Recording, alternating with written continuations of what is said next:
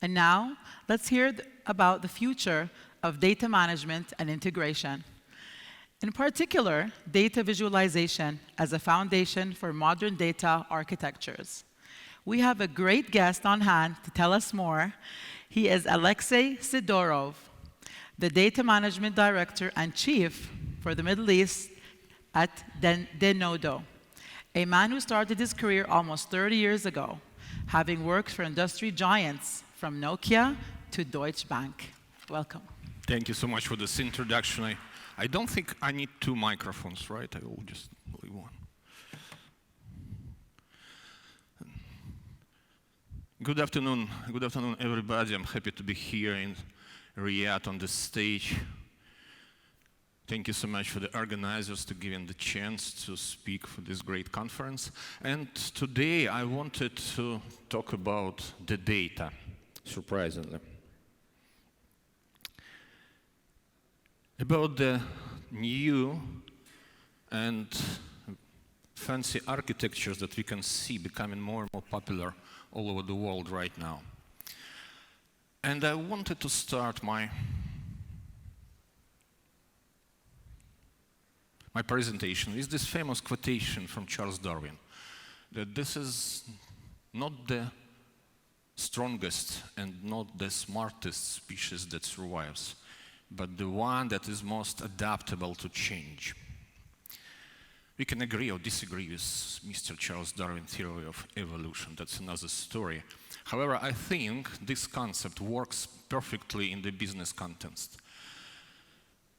Some 20 years ago, I joined the company that everybody knew at the time. It was Nokia Corporation in Finland. It made a very good mobile phones. There was no even a question at the time, which phone you have, which Nokia you have. That was the question. What happened with Nokia in just 10 years? The company simply disappeared. The new generation doesn't know that this brand anymore. Why that happened? The company couldn't adjust to the changing market conditions, to the changing customer behavior, and here's the result. I think we live in the time when we are witnessing the massive tectonic shift in the data management as well. And for us, it's very important to adjust to that, to see the changes that's happening in the data landscapes globally, and adjust our architectures properly. Let me take you to a small journey to the past. How we manage the data traditionally when we started doing that in the 90s of the last century, when the famous people like Bill Inman and Rolf Kimball came up with the books and frameworks on data management. What we did, everybody started to build a data warehouse. The idea of data gravity, right? Get all your data that you can get hold of, move them to a single physical place, then this mass of data would start attracting the smaller data set, growing bigger, bigger, and bigger, and that was the way for data management. The next step was the data lakes. Different technology, however, still the same concept, still the same idea. Get all the data that you have, move them to this single monolithic physical repository. Then you want to sit on top of that and do your analytics, do your reporting, and all the other stuff that we do with the data. What we can hear right now, the same story, however, about the cloud now. Get all your data, move to my cloud, and then you'll be happy. We'll solve all your data management problems. You know what? It's time to change. The data doesn't care about our paradigms of gravity or whatever. Data actually follows rather data anti-gravity principles. These monolithic architectures, it was built on purpose. It worked for some time. However, the program-born disadvantages of those architectures that you want to move data physically, collect the data from different sources to a single technology. It takes time. The data volumes are huge nowadays, and this monolithic approach simply stopped working at some point. The data is following data anti-gravity paradigm rather than data gravity. Data is everywhere. Data is distributed mainly by three major dimensions. First of all, data is distributed technologically. You don't want to squeeze all data into a single technology because the graph data has completely different nature from the unstructured, semi-structured data. Relational data has different nature from the data in the flat files. You don't want to move all data from all different technologies that we currently have into a single place. What we managed to build, going the way of collecting all data to a single place, we managed to build the modern data silos. Every single conference we spoke for the last 25 years, there was, as a must, at least somebody who was presented how to break data silos. Let's break data silos. That was the idea. What we built, another data silos but bigger. Every single company has a data warehouse, or maybe several, the legacy, the new one, the acquired one, a data lake, or maybe 3 data lakes for different purposes. Some data inevitably going to the cloud, because that's the common trend. Some data would inevitably, again, stay on-prem because of the security reasons, the government regulations. We have to work with streaming data. We have to work with static data at the same time. So these are the modern data silos. However, the business still has the same requirement to us as data professionals. Business wants to have all the data in the same place as quickly as possible. That is the idea of data management. So now we need to deal with this dilemma of data being naturally distributed in terms of technology, in terms of geography, in terms of the ownership, and the business requirement to have all the data in the same place. Those are 3 major data anti-gravity forces that are really preventing us from keeping data in a single place. Technology we spoke about. We have completely different technologies.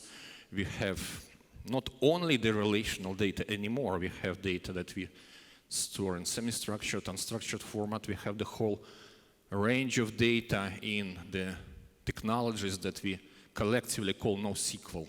It's graph databases, time series databases, key value pair storage, document stores, you name that. All those data, they naturally want to sit in the technology that they're comfortable in. It's a bad idea to move all the data into a single technology. You don't squeeze all those different types of the data into a single repository like a relational schema. Data is distributed in terms of geography dramatically. We have data all over the world. Do you really want to move all the data that you need for your analytics into a single place? Probably not. Data is distributed in terms of the ownership. Think of this small, low-cost airline that flies, for example, from Dubai to Beijing. Where do you store the customer information of your customers? There is a law that the personal data of UAE citizens must be kept inside of UAE borders. Same law is in place for Chinese citizens. So you cannot physically store all your client data in the same place. You want to store them in different locations.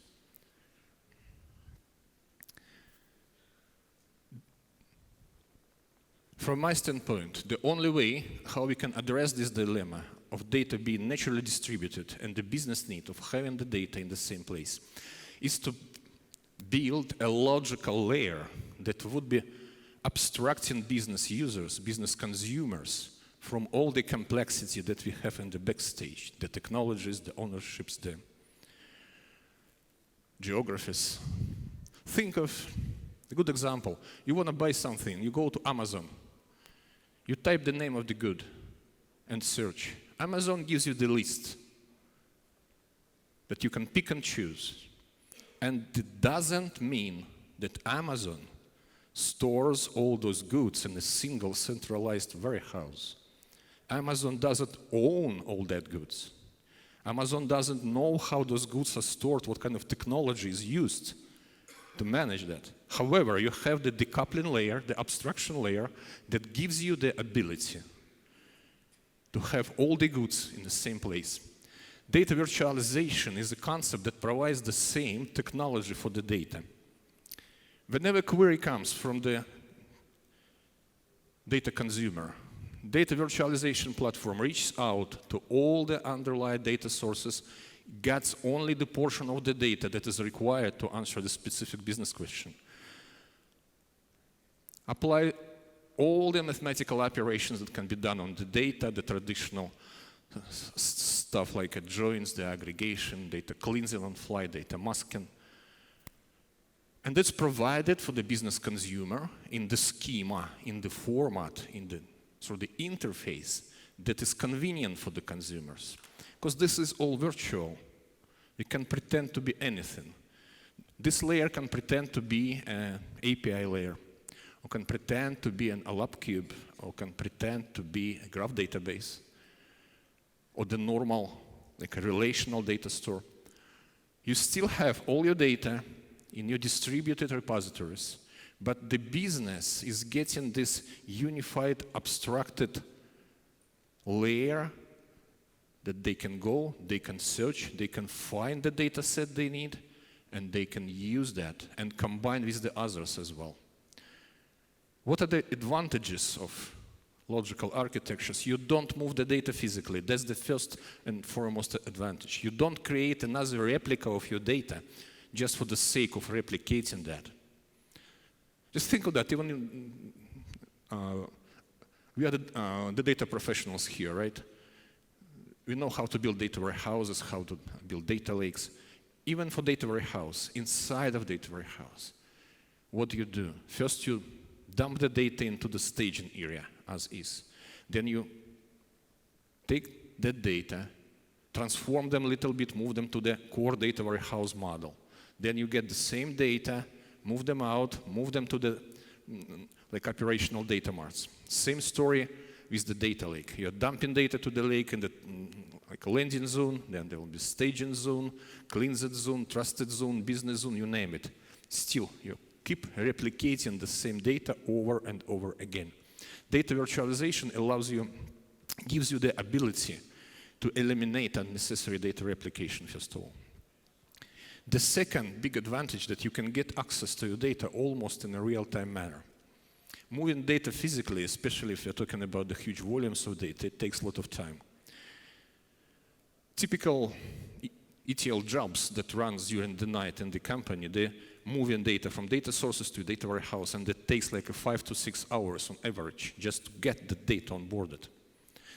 Data virtualization provides you the way to get connected to the data in the real time and get a snapshot of the data in the most that reflects the state of the data source in the most real-time manner that possible.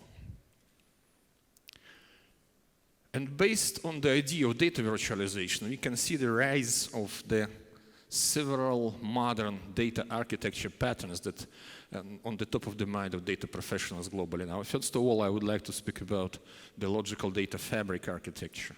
Logical data fabric architecture addresses the data distribution from the technology standpoint, first of all.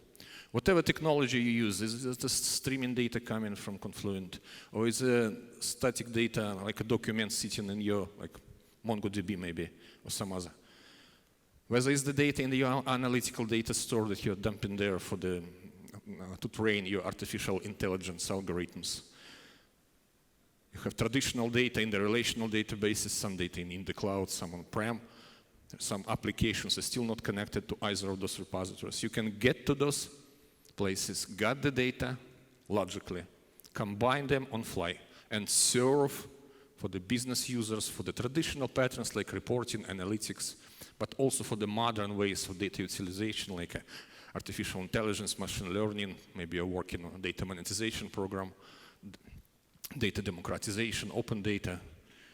All those initiatives can be served with the data following this kind of pattern. Second, very buzzy data architecture that everyone talking now is a data mesh. Data mesh is the architecture that deals with the data distribution challenge from the ownership perspective, first of all. Data mesh principle is that data ownership must stay with data producer.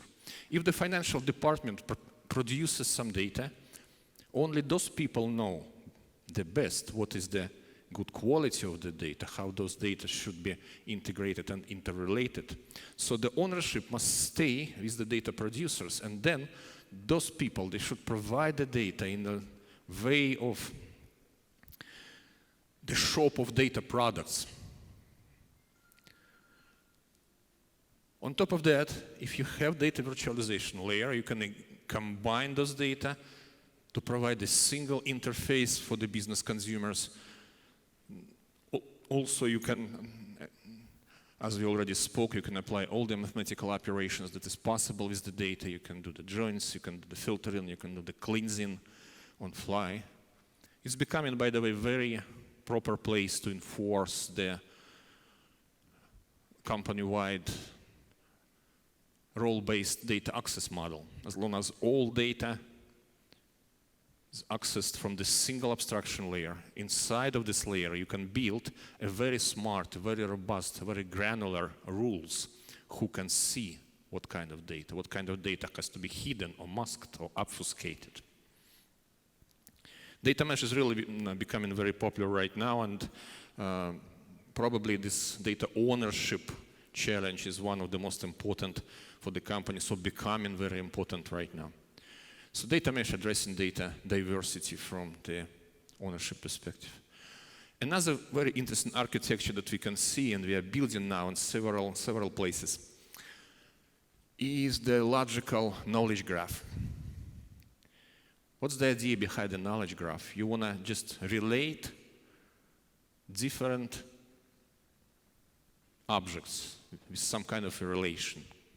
Again, you can move the data to the graph database physically, push them into that, create another copy of that. However, the logical way is much more elegant, much more simple to build and support.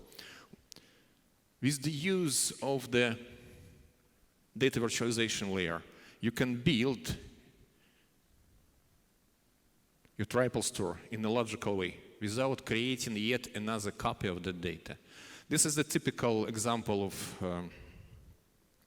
intergovernmental data exchange when you have several government organizations and you want to have the data. You want to have the, for example, 360 view of a citizen. You want the data from different departments. But those departments, they don't really eager to share the data physically to start with because they want to keep the ownership. And again, moving the data to yet another physical place would mean the security risk, would mean that you will be taking the ownership of all the data if you move that physically. However, you can build this in a logical manner. You can store just the relations and the pointers to the objects in the data virtualization platform and provide this data in the form of a virtual trapper store, store over the GraphQL interface, over the API layer as well. For internal or even maybe external consumption, there are a lot of projects about data democratization right now, and the government wants to share the data, make some data available to the public, to the citizen data scientists. However, some data definitely would be kept internal. And again, data virtualization layer becoming a very proper place to enforce the security, who can see what data can be shared, what cannot. So, ladies and gentlemen, I would like to finish my presentation with our motto. We should stop collecting the data. We should start connecting the data. That's the way to manage data nowadays. We really need to shift our data gravity mindset and look at the data differently. Data is distributed. That's the fact. You cannot have all the data under the single umbrella anymore. So stop collecting, start connecting. And I'll be more than happy to speak about the details at our booth.